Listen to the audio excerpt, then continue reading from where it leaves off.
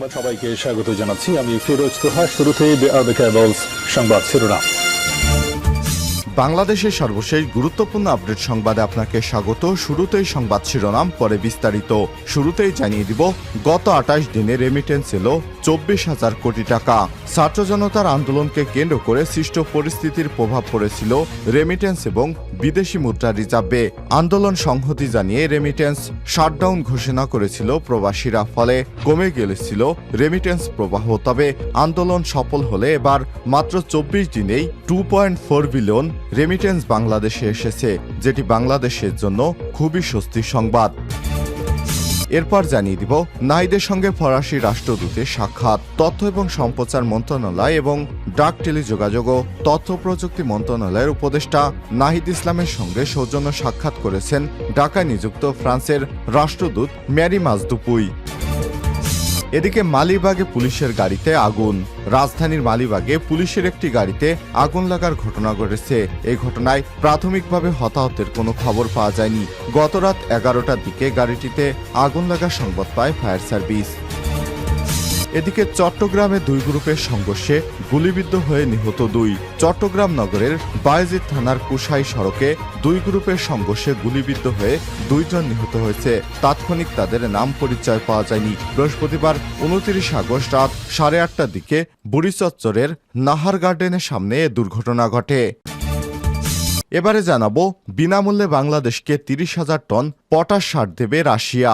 Russia বিনামূল্যে বাংলাদেশ সরকারকে 30,000 ton potash সরবরাহ করবে বলে জানিয়েছে বাংলাদেশে নিযুক্ত রাশিয়ার রাষ্ট্রদূত আলেকজান্ডার মন্টিটস্কি।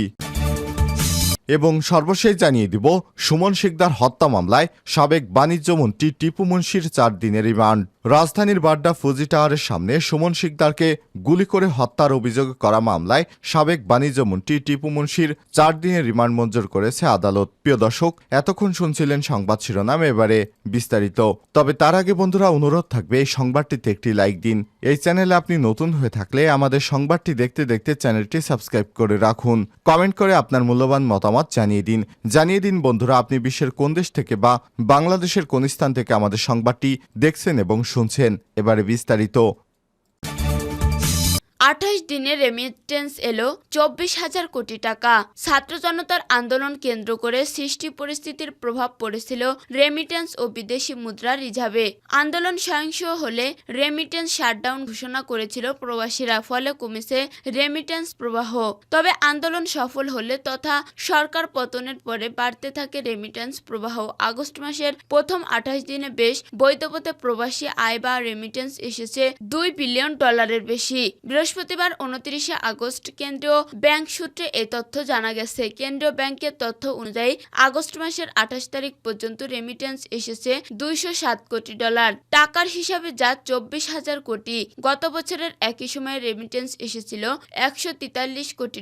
সেই হিসেবে রেমিটেন্স প্রবাহ বেড়েছে 31%। গত জুলাই মাসে 191 কোটি মার্কিন ডলার রেমিটেন্স দেশে পাঠিয়েছিলেন প্রবাসীরা, যা গত 10 মাসের মধ্যে সর্বনিম্ন ছিল। কেন্দ্রীয় ব্যাংকের তথ্য বলছে, গেল 23-24 অর্থ বছরে প্রথম মাসে জুলাইয়ে রেমিটেন্স এসেছিল 197 কোটি 31 লাখ, আগস্টে 159 কোটি 94 লাখ, সেপ্টেম্বর মাসে 133 কোটি 43 লাখ, অক্টোবরে 197 কোটি 14 লাখ, নভেম্বরে 193 কোটি, ডিসেম্বরে 199 কোটি 12 লাখ, 2024 সালে জানুয়ারিতে 201 কোটি 31 লাখ, ফেব্রুয়ারিতে 216 কোটি 45 লাখ, মার্চ মাসে 199 কোটি 70 লাখ, এপ্রিলে এসেছে 204 কোটি 42 লাখ, মে মাসে এসেছে 225 কোটি 38 লাখ এবং জুন মাসে এসেছিল 254 কোটি 16 লাখ মার্কিন ডলার। জুলাই মাসে আসে $191 কোটি রেমিটেন্স।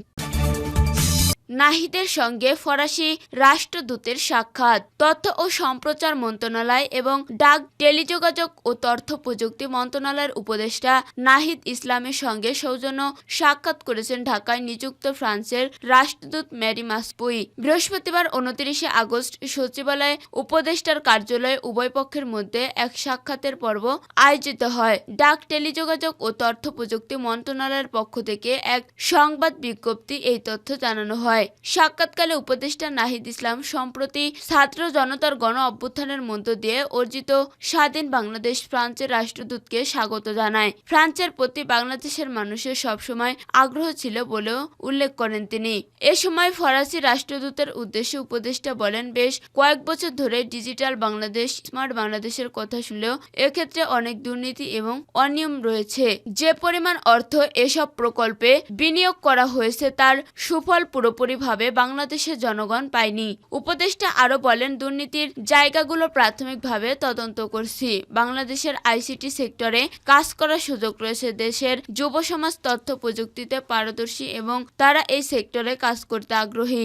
অপরদিকে ৭১ টিভি এবং ফারজানা রূপার বিরুদ্ধে বেশ কিছু গুরুতর অভিযোগ রয়েছে, সেগুলো তদন্ত করে ব্যবস্থা নেওয়া হবে। আমরা একটি নতুন বাংলাদেশ তৈরি করতে চাচ্ছি, যেখানে সবাই তার মতো স্বাধীনভাবে প্রকাশ করতে পারে। সাক্ষাতে শেষ সময় পারস্পরিক সহযোগিতার আশ্বাসের মধ্য দিয়ে আলোচনা শেষ হয় বলে সংবাদ বিজ্ঞপ্তিতে উল্লেখ করা হয়। সাক্ষাৎকালে ডাক ও টেলিযোগাযোগ বিভাগের সচিব ডক্টর মোহাম্মদ মুশফিকুর রহমান, তথ্য ও যোগাযোগ প্রযুক্তি বিভাগের সচিব মোহাম্মদ শামসুল আরেফিন সহ মন্ত্রণালয়ের ঊর্ধ্বতন কর্মকর্তারা উপস্থিত ছিলেন। মালিবাগে পুলিশের গাড়িতে আগুন।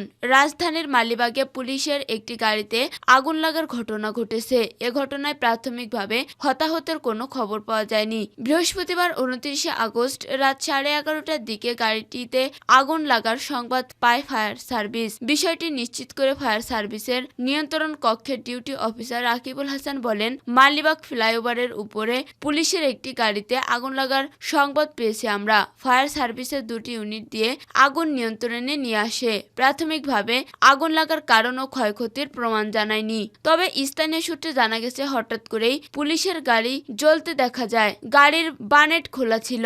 ধারণা করা হচ্ছে যান্ত্রিক ত্রুটির কারণে পুলিশের গাড়িতে আগুন লেগেছে। আগুন লাগার পরে গাড়ির ভিতরে এবং সামনের অংশ দাউ দাউ করে জ্বলছে। চট্টগ্রামে 2 গ্রুপের সঙ্গে সংঘর্ষে গুলিবিদ্ধ হয়ে নিহত 2। চট্টগ্রাম নগরের বায়েজিদ থানায় কোয়াইশ সড়কে 2 গ্রুপের সংঘর্ষে গুলিবিদ্ধ হয়ে 2 জন নিহত হয়েছে। তাৎক্ষণিক তাদের নাম পরিচয় পাওয়া যায়নি। বৃহস্পতিবার 29 আগস্ট রাত 8:30টায় বুড়িচরের নাহার গার্ডেনের সামনে এ ঘটনা ঘটে। প্রত্যক্ষদর্শীরা জানায়, কোয়াইশ এলাকা 2 গ্রুপের সঙ্গে সংঘর্ষে 2 জন নিহত হয়েছে। আহত হয়েছেন অন্তত 20 থেকে 25 জন। আরও 2 জনের আশঙ্কা অবস্থাজনক। আহতদের এবার কেয়ার হাসপাতালে ভর্তি করা হয়েছে। বিষয়টি নিশ্চিত করেন বায়েজিদ বোস্তামি থানার ওসি সঞ্জয় কুমার সিনহা। কালবেলাকে বলেন, থানার গার্ডেনের সামনে 2 জন গুলিবিদ্ধ হয়ে মারা যান। তাদের মরদেহ এবার কেয়ার হাসপাতালে রয়েছে। আমরা ঘটনাস্থলের পথে রয়েছি। কিভাবে কি হয়েছে তা পরে বিস্তারিত জেনে জানাবো। বিনামূল্যে বাংলাদেশকে 30,000 টন পটাশ দেবে রাশিয়া। রাশিয়া বিনামূল্যে বাংলাদেশকে 30,000 টন পটাশ সার সরবরাহ করবে বলে জানিয়েছেন বাংলাদেশ নিযুক্ত রাশিয়ান রাষ্ট্রদূত আলেকজান্ডার মান্টিটোস্কি। বৃহস্পতিবার 29 আগস্ট সচিবালয়ে স্বরাষ্ট্র উপদেষ্টা লেফটেন্যান্ট জেনারেল মোহাম্মদ জাহাঙ্গীর আলম চৌধুরী অবসরপ্রাপ্তর সঙ্গে সাক্ষাৎকালে তিনি এসব কথা জানান। বৈঠকে দূতাবাসের পক্ষ থেকে জানানো হয়, রাশিয়া বিনামূল্যে বাংলাদেশকে 30,000 মেট্রিক টন বা 1,000 পটাশ সার সরবরাহ করবে। উপদেষ্টা এজন্য রাশিয়াকে আন্তরিক ধন্যবাদ জানান ও দ্রুত প্রক্রিয়া শুরু করার জন্য সংশ্লিষ্টদের নির্দেশ দেন। সারের পাশাপাশি বাংলাদেশকে 1 জাহাজ গম বিনামূল্যে সরবরাহ করার জন্য রাষ্ট্রদূতকে অনুরোধ জানিয়ে স্বরাষ্ট্র উপদেষ্টা বলেন, বিদ্যমান বন্যা পরিস্থিতিতে খাদ্য নিরাপত্তা নিশ্চিতকরণ সরকারের জন্য বড় চ্যালেঞ্জ। এ লক্ষ্য অর্জন আমরা নিরলস কাজ করে যাচ্ছি। বৈঠকে উপদেষ্টা বলেন, রাশিয়া বাংলাদেশে গম ও সার সরবরাহকারী অন্যতম দেশ। G2G ভিত্তিতে রাশিয়া থেকে গম ও সার আমদানি করা হয়। বাংলাদেশ ইতিমধ্যে 2.6 মিলিয়ন টন গম আমদানির টাকা পরিশোধ করেছে। বন্যাসহ বিদ্যমান অর্থনৈতিক পরিস্থিতিতে আমদানিকৃত গমের সর্বশেষ চালানের টাকা পরিশোধ সম্ভব হয়নি। সার্বিক দিক বিবেচনা বাংলাদেশে গম ও সার সরবরাহ রপ্তানি অব্যাহত রাখতে অনুরোধ জানান তিনি। সাক্ষাৎকালে দুদেশের মধ্যে কৃষি ও খাদ্য নিরাপত্তা এবং সাইবার সিকিউরিটি ও ফরেনসিক ল্যাবের আধুনিকায়ন ও সক্ষমতা বৃদ্ধি হয় নানান বিষয়ে আলোকপাত করে।